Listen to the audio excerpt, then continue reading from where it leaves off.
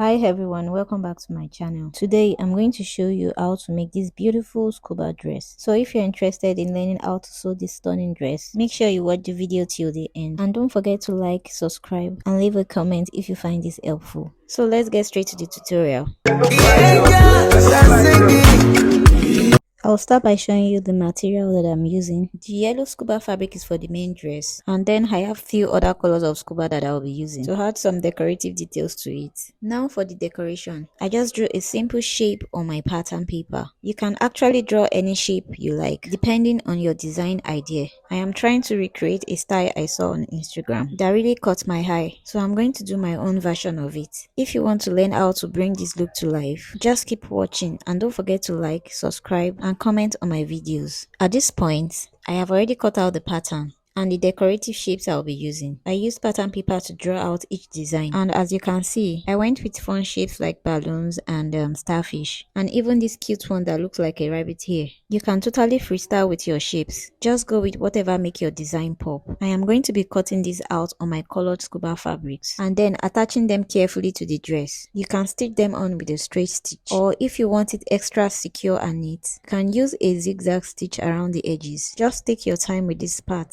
so your shapes stay in place and look clean. So now I'm going to take this to my sewing machine. Remember, we cut two pieces of each of the decorative shapes, one for the front and one for the back. So place both pieces right side together, then go ahead and sew all around the edges, leaving small openings so that you can turn it inside out. Once you are done sewing, gently turn each one to the right side. That way you will have neat, clean edges and your shape will look more structured and professional. Now I'm going to fold my fabric into two, making sure the part that stretches the most is across the body. This helps with comfort and flexibility. Next, I will mark out the shoulder measurements. I'm working with a 10-inch shoulder, so I will divide that by 2 and mark 5 inches from the center fold. From that shoulder point, I will come down by half an inch to create a natural shoulder slope. Then I will go to the neckline area, mark 2.5 inches across and also come down by 2.5 inches. I'll go ahead and connect those 2 points with a smooth curve to form the neckline. After marking the shoulder slope, I will measure 5 inches down from that point to create the armhole depth. Next, I'll find the middle of that 5 inches, which is 2.5, and from there, I will go inward by half an inch. Now, I will connect the shoulder slope down to that inner point and then curve it out to meet the end of the armhole line. That gives us a clean and smooth armhole shape.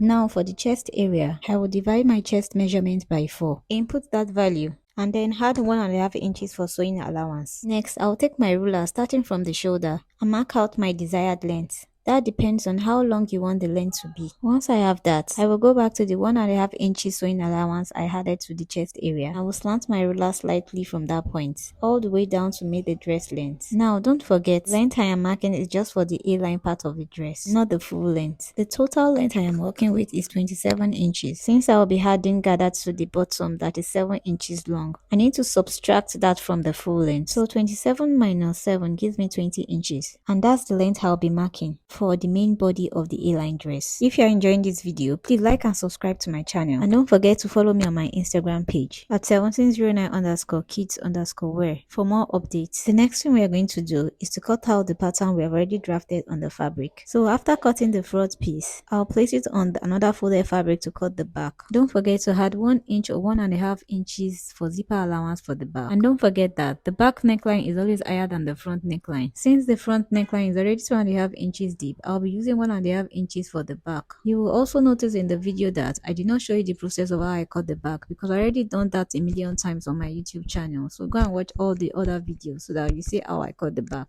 Once I am done marking that, I'll go ahead and cut it out. Now I'm going to cut the facing. I'll place my front pattern on another fabric and cut out a matching shape for the facing, just like you are seeing in the video. Then I'll do the same thing for the back. Just watch carefully and pay attention to what I'm doing in this video. You understand every bit of it. After that, you'll see that I'm placing the front main fabric to the facing, right sides facing each other. Then I'll go over to my sewing machine and sew around the neckline and turn it over to the right side. I'll repeat the same process for the back piece as well. My apologies, I won't be showing you the full stitching stitching process. But you see me illustrating how to sew the neckline of the front piece to the facing, and also the back neckline to its facing, and also notch around the neckline area. Turn it over to the right side, and then I'll press it nicely with my iron to make it very flat and neat. Next, I am going to apply hemming gum underneath the facing to help it stay in place, and stick down the main fabric using my pressing iron. By the way, if you haven't subscribed yet, please do so. And don't forget to give this video a thumbs up. And also, feel free to drop a comment. I would love to hear from you.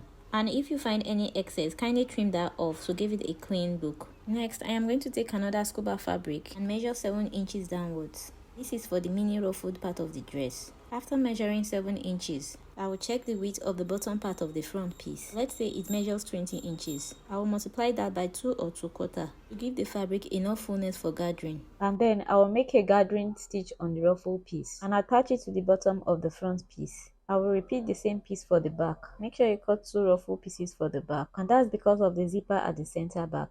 And also, if you are interested in getting some of the appliques I use, feel free to send me a message on Instagram at 1709_kids_wear. And if you would love to shop stunning dresses for your kids or thoughtful gift items, you can also contact me directly through my Instagram page. I would be happy to help. So back to the tutorial. Now for the bottom part of the dress, you're going to gather the ruffle. That's what we call gathering. Before we attach the ruffle to the A-line part of the dress, you will need to position your appliques. Arrange them however you want on the front piece and tag them down with hand needle. We are using a hand needle here so that the stitches won't show on the outside and everything looks neat. Once you are done tacking all the appliques into place, you can then attach the gathering ruffle to the A-line part of the front piece and stitch it down. Now for the back, you will do the same thing. Gather each ruffle and attach it to the back piece. But keep it in mind that the appliques are only on the front piece, but not the back. So now you will see that I've already attached the ruffle part to the front and the back piece. After that, I'll go ahead and join the shoulder part, facing to facing and main fabric to main fabric, right at the shoulder area. Once that is done, I will go ahead and close the sides as well with 1 inch, and then press with my iron to make it very flat and smooth.